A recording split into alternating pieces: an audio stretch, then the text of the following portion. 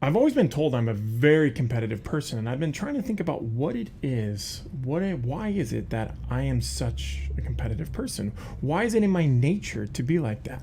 I've always tried to be the best in everything that I do, whether it's video games to just walking out in the park. There's something I'm going to find to compete over. And I think I've figured out what it is, and that's what we're talking about in today's story time. So growing up, I had my parents and then three older brothers. The two oldest brothers, there's a pretty big gap. There's about a 10 and 12 years between myself. And so they weren't as much involved with me growing up and doing the stupid things that I did. But my other brother, who was 2 years older, him and I, we were terrors. And we would go out and we do every stupid thing you could imagine. Now, we grew up out in the country, and what you could picture is what it was. There, we had cows, we had chickens, we had pigs, and you could just think about all the stupid things that we could do. And we did it. We did it all. One day we were out, and I ended up getting us caught. So my brother and I and our parents drag us into the house. And our parents, they weren't that type of people to put us in timeout. They were the more type of people to take a time out of their busy schedule and come whoop us for everything that we were doing. So as we were in our room and we're waiting for our dad to come in, my older brother, he told me, he said, "Hey, look, we're men now. We're not little boys. And since you were the one that got caught, you need to volunteer to get spanked first. And when dad comes in and he does it, we can't cry. We need to make sure that we don't show that we're weak. We need to do everything in our power to just withstand it and hold it." And I prepare myself, and then dad comes in, and I'm wanting to impress my brother. So I say, "Dad, I'll go first." So I jump across, I get up, and my dad, he starts spanking me, and it's just one. And I take it the best I can. And I try not to make any sounds. And then 2, 3, and he just keeps spanking as he gets up to 10. And I'm doing everything in my power not to cry, holding my tears back, everything in my willpower to prove that I am now a man. I am not that little boy. Well, then now my dad turns over, and he goes up to my brother, and he spanks him once. And after this one spanking, he screams and cries, puts his hands on his butt, jumps on his bed, and starts just rolling around, flopping around. And then so my dad then says, "I don't want to see you guys doing that again," and turns and walks out. My jaw is just dropped. I'm stunned. After about 5 seconds of my dad leaving, my brother, he flops up, he looks over at me, and he just starts pointing and laughing without making a sound, right? It's just his facial expressions, just pointing over at me. And at that moment, I knew it was on. It was on like Donkey Kong. A lot of different stupid things that we did that we competed on that I can get into, but there's 3 major things I want to look at just to show how dumb we were and how we had to win. And I didn't care what it was. I didn't care what it took. I had to belittle him and make him less. And he had to do the same to me. And from then on, we competed in everything we would do. So I remember there was times where we would take turns in the dumbest of games you could imagine. And one time I remember what we would do is we would just scream and throw a tantrum and take turns, seeing who would get spanked and whipped first by our dad. Obviously, the winner got to watch the loser get spanked. And so we would get up in our bed and we would scream at midnight, jump around, hit the walls, do everything stupid you could imagine. And our dad would come in, yell at us, tell us to knock that off. No more of that. He has to get up early for work in the morning, and then he would leave. And not 4 minutes later, the other one, it was his turn to have to do it. It's like playing Russian roulette, and that can of whoop ass is going to open up. And we would do this, and sooner or later, one of us would get spanked and whipped. And as we grew up, we started doing more and more idiotic things. Another time that comes to my mind is we were just playing games, trying to see what we can do to mess around with the cars on the gravel road that we lived on. And there was apple trees on the property that we had. And so we went out and we would pick these apple trees and we'd lay them up across the road. And we would try to see who can have a car hit the most. We would try to line them up in the rows. There was like 15 in a row, hoping the cars would hit them, but they wouldn't. They would drive over them and they would miss. Man, we need to line them up. My brother goes up, he lines them up. A car comes over, runs some of them over, and he just hits a few, right? The rear tires follow it. And then now it's my turn. And I'm thinking to myself, man, what can I do? How can I win? How can I make it so that way he can't win?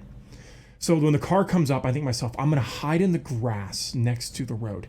And when the car comes, I'll jump out in front of the car and freak out and start moving around in front of the car and stop them from being able to get by. So they'll have to hit a couple apples, put their car in reverse, back up, hit more apples, and then I would stand in the way of where they were, and then they have to drive over again and hit more apples, and I would win by throwing my body out in front of this car.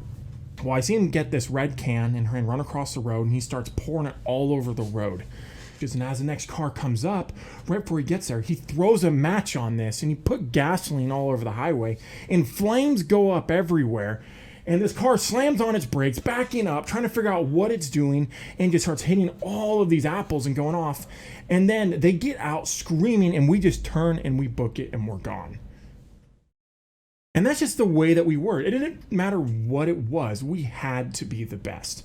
And I tell you all this coming up to this one story that my dad he doesn't like it when we talk about it, actually. My brother and I, we talk about it all the time. One day, we're out shooting birds. We have our BB guns. We're pumping them up. We're going across. We're finding different birds. We're shooting. We're taking turns, right? Trying to see who can get the most amount of birds or who can miss and who can hit the bird or not. One bird comes out. It's my turn. It lands on a fence. I take my BB gun. I pump it up. I put the BB inside of it. I shoot. I hit the bird, and it goes down. And then so my brother knows that the next bird he has to get. Otherwise, I am going to win. I'm going to do better than him. We start walking along. A bird lands on my dad's truck's side mirror. My brother pumps up his gun. He puts the BB inside. He takes aim, trying to be as careful as he can. He's got to make sure he gets this bird. He can't let his baby brother win. He fires. Bird flies off. But at the same time, we can just hear glass shattering, just falling down to the ground. I look at my brother, and he just looks down at me. That was awesome. Just seeing the look on his face, I pump my BB gun up. I run over to the other side, and it's like, I can't let him one up me. So I shoot the other side mirror. Glass falls down everywhere. Then we start taking turns, and he tries to shoot the side window, and it doesn't do anything. It just hits and kind of bounces off. So I start pumping up my BB gun, and if any of you guys remember those BB guns from the past, the more you pump it, the more powerful it is.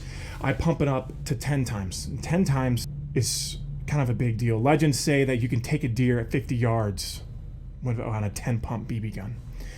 I put the BB inside. I shoot the glass. It shatters, but it doesn't break that much. But it shatters. It goes around. And then I see my brother. He starts pumping his up. He gets to the 10. He pumps it one more time. And this legends say that you could take a jumbo jet airplane out of the sky at 40,000 feet if you're able to lead the target well enough on an 11 pump BB gun. My jaw drops. He shoots the side window on the passenger side. Glass shoots out, breaks, goes everywhere. And then we continue to take turns pumping up our BB gun, shooting the glass.